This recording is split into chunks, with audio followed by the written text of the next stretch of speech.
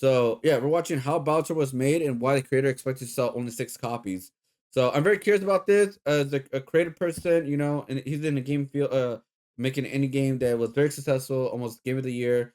So I'm very curious about this, and yeah, I love supporting indie games. So I will be buying this very soon. Most of my library, I think, is indie games now at this point. I think. Balatro, an indie roguelike deck building game, took the gaming world by storm. It received universal praise from gamers and critics, sold over 2 million copies just 6 months after its release, and Two even won the Best million? Independent Game Award at the Game Awards in 2024. Damn. Impressive achievements, especially considering the game, apart from its mesmerizing music and sound effects, was made by only one person. The anonymous creator, who goes by the pseudonym Local Thunk, never anticipated any kind of success. Crazy. In fact, he only expected about 6 people to buy his game. When asked on Twitter if he foresaw the praise Balatro would receive, he replied, "I was expecting like 4 of my friends and my parents to buy the game, and that would have been awesome." So no, the entire past year has been a series of crazy events. So why did he only expect to sell a handful of copies? And how did a lone developer make something that turned into a global sensation? Let's dive in. Local Thunk's journey into game development began during his university years. A lifelong dream of creating video games finally started to take shape during his downtime from studying mechanical engineering. Starting with smaller, simpler projects, he quickly discovered how much he enjoyed the process of making a game. This passion led him to make a sudden decision. He dropped out of engineering and joined a computer science program instead. Meanwhile, the developer began working on a more ambitious project, a game he described as a Risk-type strategy experience. It featured a dynamic world where countries would spawn with geographically accurate names. It took him 2 years to complete, but despite his hard work, only a handful of people ever saw the game in action, let alone played it. Local Thunk never shared Hey, not everything can be successful, right? his games online. They It's were still either good. It's personal still creative. It's experiments or something. creations he shared with close friends and family. People he knew would appreciate them. Success or profit was never a driving force for him. He simply loves the process of making games. Which that's actually like kind of like, I guess you took it as like a hobby, a fun hobby with no stress, no uh like real life events, like blocking of his creation. I think that's the best thing, best way to go about it. Like that's for me what I did with YouTube. Not the reaction channels. I mean, I have fun doing that. Don't get me wrong. But like my other channel, my main channel, where I'm just having fun creating it, where I don't care if I make money off of it. I just love creating videos of like art topics that people get very interested.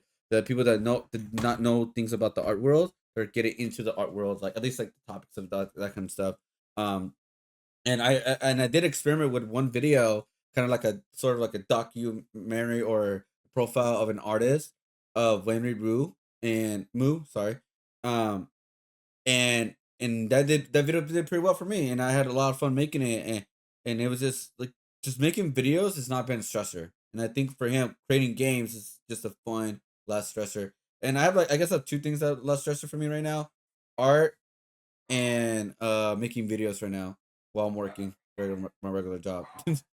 The motivation is that I Gotta enjoy keep game creative fun. development. Actually That's writing the obviously number code a one thing. Gotta lot. keep Making creative games for my fun. friends is a way to a kind of an end goal. These are people I've known for a long time, people I think would appreciate and have fun with these projects I've worked on. It's not playtesting, it doesn't need to be tested, just a thing I made. After graduating and getting his first job, Local Thunk continued making games in his spare time. He never pursued a career in the gaming industry, opting instead for jobs doing quote-unquote normal development stuff. Years later, in 2021, his employer told him that he still had a whole bunch of unused vacation days. Rather than planning a traditional holiday, Local Thunk chose to spend December at home, immersed in prototyping and refining a new game project. His idea of the perfect vacation. That project would eventually evolve into Balatro, the game that would change his life forever. Before we move on, I'd like to talk about this video's sponsor, Factor. Eating fresh and healthy food has never been easier thanks to Factor. Thinking about what to eat, grocery shopping, and spending time cooking my meals stresses me out. But thanks to Factor, I've been able to eat delicious, chef-prepared meals without any worries whatsoever. They get delivered straight to my door and they're ready to eat in just 2 minutes. One thing I say right here, guys, do not put the food, if you guys end up getting Factor for some reason, do not put the food in the microwave.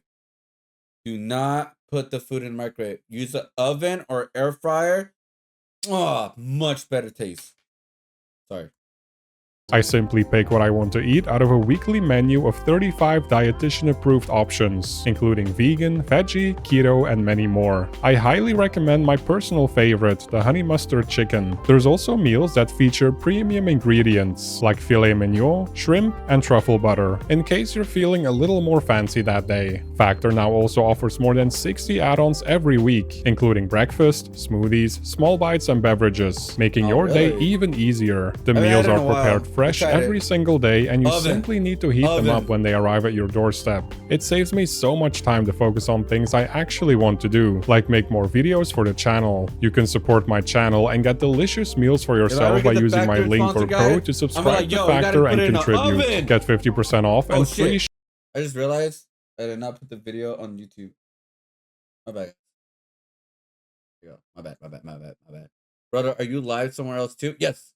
I am live on YouTube, regular PC, Twitch, or Kick. I'm JanaBG everywhere. You can find me. So you can even check out the YouTube. There's 2 lives going on, which is the mobile version and the PC version. Or you want to check out my Kick or Twitch. Either or.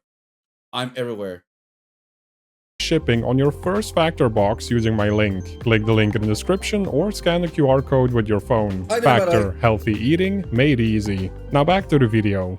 The original prototype was inspired by the Cantonese card game Big 2, a game Local Thunk often played with friends in high school. Big 2 is designed for 2 to 4 players and involves scoring points by playing poker-style hands such as pairs, triples, and flush. Initially, his goal was to create an online version of Big 2 so he could relive those childhood memories with his friends during the pandemic. While working on this project, the developers stumbled across a roguelike slot machine game on Steam called Luck Be a Landlord. He became obsessed with the game, spending hours watching YouTube videos of others playing it. He actually never played it himself, but its unique theme and design captivated him. There were no opponents to fight. The gameplay was simply about numbers getting bigger, and he loved the simplicity and appeal of that concept. Inspired by this, he decided to pivot his project. He dropped the competitive online element and reimagined the game as a single-player experience focused on meeting score requirements. Using a game development framework called Love, the early fundamentals of Balatro started coming together.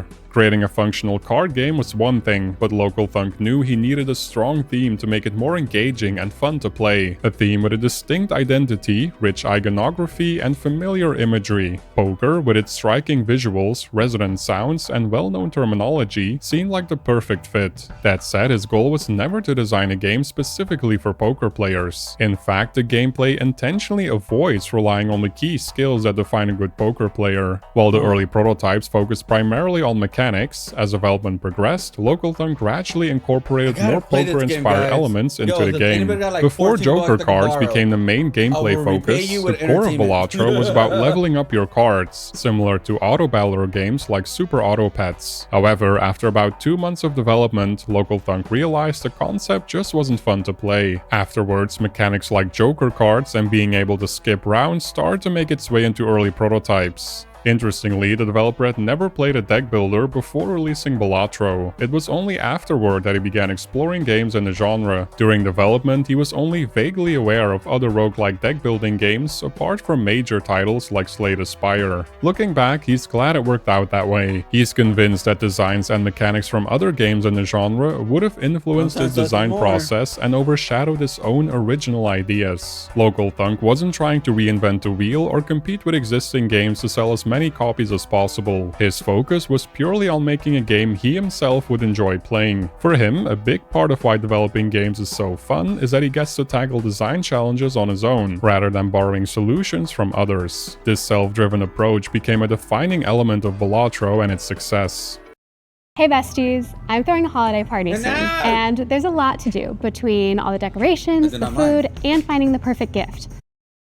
8 months into development, Balatro was still unbalanced from a gameplay perspective, but was starting to resemble the game we know today. However, it didn't have its final name yet. Local Thunk had brainstormed a variety of potential titles, including Rogue Hold'em, Rogue Poker, Trial of the Joker, Foolish Poker, Hand of the Fool, Hyperborean Hold'em, and Cartomancer's Hold'em. Two names, Joker Poker and Fool's Gambit, came especially close. Each even had its own menu screen for a while. However, the developer discovered that Joker Poker was already the name of an existing app, and he admits that Fool's Gambit never quite sounded right. More importantly, they never captured the vibe he was aiming for. He eventually settled on Balatro, a term from ancient Rome that refers to a professional jester, or more fittingly, a joker. After working on the game for over a year, Local Thunk decided to quit his job and dedicate himself to the project full-time. This decision wasn't driven by a belief that Balatro would become successful, but rather because he wanted to upload a playable build to Steam. His goal was to include the game on his resume in hopes of finding a job that better suited his interests. With some savings to support himself for a while, he took the leap to focus entirely on finishing up his deck builder poker game. Although the core gameplay loop was already very enjoyable, Local Thunk felt the game needed more variety. This led to the introduction of modifier cards, which became the Planet and Tarot cards, as well as the ability to add more unique cards to the standard 52 card deck. Furthermore, expanding the collection of Joker cards became something of an obsession. The developer loves drawing in his spare time, so coming up with new Joker art became a fun, creative. Man, imagine do a crossover with like DC with Joker, like the actual character Joker or something like that. Obviously, that's like an obvious one, but they could do like so many properties with this game. What I've seen, this game could be like any kind of like ability with characters like Teenage Mutant Ninja Turtles that love like using their IP and a lot of different things. So Teenage Mutant Turtles could be a part of this easily. Sonic, Sega, like they could collab with so many people with this game. That's what the beauty about this is. So hopefully they do it. Because like Vampire Survivors was inspired by Castlevania like game. Obviously it's different gameplay, right? But like recently they made the Vampire Survivors into a full, like they got a full DLC of Castlevania, and that's really cool. They made a big crossover with that game. So yeah, I could totally see DLC coming out very soon for this game. Or not soon, but, you know, in the future. Outlet when he wasn't busy coding. When it came to the effect of each Joker card, it was important to keep things simple and balanced. Therefore, Local Thunk came up with a few rules for designing the Jokers. First, Joker cards need to synergize with a broad range of game elements. For example, an effect that multiplies the score of played face cards works well because it can apply to many cards in any given run. If a Joker card only synergizes with another specific Joker, the rarity of that happening would make for a frustrating experience. Additionally, Joker card descriptions have to be short, ideally no more than 4 lines of text. If an effect takes too long to describe, it probably doesn't have a broad enough synergy anyways. It's also important to the developer that choosing between Joker cards is always a tough and meaningful decision for the player. To achieve this, Jokers with more powerful effects were designed to be conditional. For example, the driver's license Joker provides a 3x multiplier, but only if the player has at least 16 enhanced cards in their full deck. To balance these high-impact conditional Jokers, Local Thunk included more quote-unquote boring but reliable Jokers. Otherwise, players might find themselves overly constrained by too many oppressive conditions. Lastly, Jokers can only work in tandem with existing mechanics and should never introduce new ones. Not only to avoid more and more mechanics creeping its way into the game, but also to avoid diluting synergies. Local Thunk didn't just iterate on the Joker cards, he also continuously refined the game's visual style. One day, on a whim, he added a CRT filter to the game. From there, he began incorporating more surreal effects, such as a swirling background and gyrating cards. With each addition, the visuals started to feel increasingly cohesive, creating a unique aesthetic that tied. Yeah, I love the graphics. I love the look, the way it looks. I love the idea of Jokers being so many different things, the cards. Like the Joker license, that's really creative. And yeah, the CRT was a very good idea. It's very good appealing to the gameplay and to like the graphics and all that, honestly. Yeah, I loved it all that I've seen. I gotta play this game very soon. But I'm a person who like very cautious before I buy a game. I look at videos, streamers, content creators playing this type of stuff when I'm like in my downtime.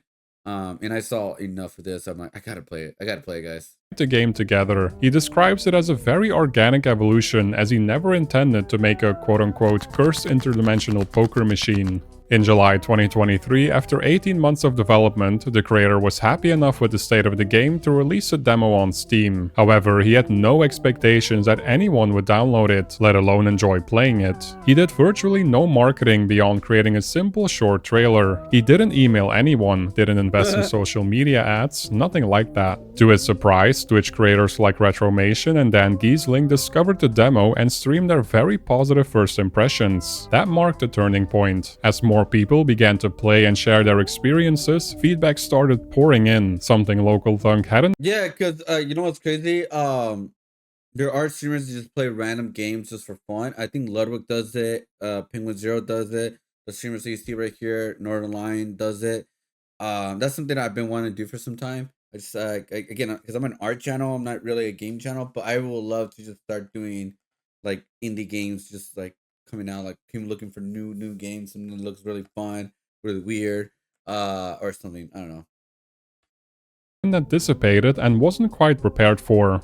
Taking it public 100% was the biggest challenge. You know, I've made games for so long, and I've also had another game that I've worked on for about 2 years, maybe 2.5 years, and I never told anyone about that game. And all I think about is just how fun it was for literally the entire time I was working on it. No pressure, I could do whatever I wanted with it at whatever time frame I wanted. And as soon as I went public with this game, I wasn't expecting there to be chatter all the time and pressure to do things. And if there's a bug, you need to fix it, and criticism. Because none of that stuff really is why I wanted to make the game in the first place. I just love making games. All that stuff seemed almost like a means to an end if I wanted to have this game on Steam. So since it went public, I think dealing with that side of it has been the biggest challenge in the entire development cycle. Local Thunk could hardly believe what was happening, but he decided to seize the opportunity to improve the game based on player feedback. This process became a crucial factor in shaping the retail version of Balatro. Over the next 7 months, he introduced new content, including additional Joker and Tarot cards, released an updated demo on Steam, and carefully examined the influx of feedback to refine the next demo. One recurring piece of feedback was that certain Joker cards were overpowered, while others were too weak or unappealing, leading players to avoid picking them. While the creator took much of the feedback into account, he didn't blindly implement. Sorry, I'm not talkative. I'm delivering 12-hour bales of hay that lit earlier in the year to the feedlot for cattle in my kinward. Oh no, it's not good. Do your thing, Henry. Do your thing, man. Yeah, man. Implement every suggestion. His number one goal was still to create a game that he himself enjoys playing. If a suggestion didn't align with his vision or preferences, he simply didn't add it. This balance between listening to players and staying true to his creative instincts was key to Balatro's development. One suggestion Local Thunk took to heart was to better facilitate seated runs. He describes it as one of the biggest learning moments in the game's development. Initially, he used seats solely to simplify saving runs for players. Almost as an afterthought, he decided to make the seat codes visible. To his surprise, players quickly embraced the idea of playing and sharing seated runs with each other. Although he didn't personally find seated runs appealing, not in Balatro nor in other roguelike games, he was curious to understand the community's excitement. After talking to players in the official Balatro Discord, the developer made adjustments to improve the way seats work. Meanwhile, Local Thunk partnered with PlayStack to help with publishing, playtesting, and localization. For the first time since he began developing games, the creator decided to invest actual money into his project, a decision he described as a nervous experience. He turned to Fiverr to find a talented musician to compose the game's soundtrack. After exchanging messages and ideas, he connected with Lewis F., who proved to be the perfect fit. Lewis went on to create the game's mesmerizing and widely praised soundtrack. When the game became a huge success, the developer. Bro, imagine you get hired on Fiverr to work on an indie game, and it turns out to be one of the best games of all time, and you're just a guy who made a music on Fiverr. Guys, you just never know when your when your time comes up. You just never know. You just gotta put yourself out there. That's gotta be inspiring for anybody in creative world, right? You just gotta put yourself out there, right? Just that why, for those wondering, yes, I obviously caught my by surprise to text, so he will see. I felt guilty about how much Lewis contributed and really how little I paid for his work and insight. Some context: at the time, I was currently nervous about paying for this project. This was the first time actual money I spent on the games. Looking back, it seems silly. This is the way I'm drawing up a contract so he gets 100% of my cut of revenue for the soundtrack. on Steam retroactive. He has more than earned it if you want financial support. Damn. That's so, oh, that's the feels good moment, man. That is so, Developer felt guilty about how much Lewis wow. contributed and comparatively how little he got paid for his work in hindsight. To make things right, Local Thunk. Wait, how much was it? This is a great thing to have in his resume. So, 30 seconds of music in any genre. So, like $30 premium. So he probably was, maybe he only pay him like 1,000, maybe less around there. I don't know. Who knows how much? But it wasn't like extremely a lot compared to like how much the money. Because again, they sold like 2 million copies, guys. So it's Work in like he made a lot of hindsight. money. To make things right, Local Thunk drew up a contract Because he didn't spend a lot of money on like marketing and other content. So like it was just one person. So it's like it wasn't like a big money spender only on music. Just crazy, ensuring right? that Lewis would receive 100% of the revenue from the soundtrack on Steam. The developer said that he's more than earned it. Damn, that's Harry, a feel good moment. I will train. That is a feel good moment, man. February 2024, a little over 2 years after development began, Balatro was released on PC, followed by console and mobile ports a few months later. The game received universal praise from both critics and gamers, and suddenly it felt like everyone was talking about Local Thunk's trippy poker-inspired creation. Even Black Mirror creator Charlie Brooker commented how Balatro is, quote-unquote, possibly the most addictive thing ever created. Unfortunately, the game's addictive nature became a point of controversy. Shortly after its release, it was pulled from several digital stores outside the United States. Without prior warning, the PEGI ratings board changed Balatro's age rating from 3+ to 18+, due to a belief that the game contains quote-unquote prominent gambling imagery and material that instructs about gambling. It completely blindsided Local Thunk and publisher PlayStation. That doesn't make sense. There's no like loot boxes or anything like that. I mean, you open packs within a game, but it's like it's a roguelike game. Like what? Especially since the issue had already been addressed months earlier. In October 2023, the ratings board initially assigned Balatro an 18+ rating, but after an appeal, it was lowered to 3+. No content had been altered since then. PlayStation strongly refuted the decision, emphasizing that Balatro does not allow or encourage gambling, and called the ratings change completely unfounded. Local Thunk himself is firmly opposed to gambling practices, and never considered implementing microtransactions or allowing players to spend extra money in the game in any other way. By March 8th, Balatro returned to most digital stores, but the 18+ rating remained in place. It's unclear for now if the rating will be lowered to 3+ again. Despite the age rating issue, Balatro generated an astonishing $1 million in gross revenue within the first 8 hours of release. In just 10 days, it sold 500,000 copies, a figure that grew to 2 million within 6 months. At the Game Awards in 2024, Balatro won several awards, including Best Debut Indie Game. Moreover, it won the Best Indie Game Award at the Golden Joystick Awards. It's the kind of success story most aspiring game developers can only dream of. Yet, despite all his hard work, Local Thunk attributes much of his success to luck. That original idea was, I put no thought into it. I lucked into it. After analyzing Balatro for 2-ish years, I now know that was something that people really focus on, try to get right and iterate on. The original idea, the technical alpha idea. Make a game in 3 days, see if the concept works. I didn't do any of that. I just started working on something that was like, that would probably be fun. While Local Thunk is deeply grateful for Balatro's success, which enabled him to turn his passion into a career, he's determined not to let the game define his identity. This is part of the reason he chose to create the pseudonym Local Thunk. It allows him to maintain a life outside of the game's success. He believes the separation is healthier in the long run. For now, it seems Local Thunk is far from finished with Balatro. He has already released 3 free updates featuring cosmetic card skins inspired by fan-favorite characters from games like The Witcher, Cyberpunk 2077, The Binding of Isaac, Stardew Valley, and more. Additionally, a major gameplay update is planned for 2025, promising to introduce new ideas and strategies to the game. Given his focus on expanding Balatro, it's no surprise that the developer hasn't started working on any major new game ideas just yet. That said, it doesn't mean he hasn't been thinking about the possibilities. Local Thunk is confident that his next development journey will go much smoother, now that he's learned which pitfalls to avoid and has been exposed to so many best practices and game design techniques. However, he also believes that his experience with Balatro could have a downside. He worries it Right. might make him more inhibited, with a tendency to be overly rigid Yeah. about the kinds of design spaces he's willing to explore. Whatever his next It's kind of like can I beat my second game, right? My first very what do you call it? Very successful game, right? Just like Cuphead, right? The company of Cuphead, I wanted to work on another game that has nothing to do with Cuphead, right? Like they want to do something good, better, bigger than Cuphead, which is gonna be very hard to do. And same thing with Balatro, what it's looking like, right? Um, but hopefully, like you know, I 100% like it's my next piece gonna be better than the last piece. I 100% get that, you know, like an art. It's like is my art piece gonna be better than the art piece I did last time? You know, it's like, is this my peak?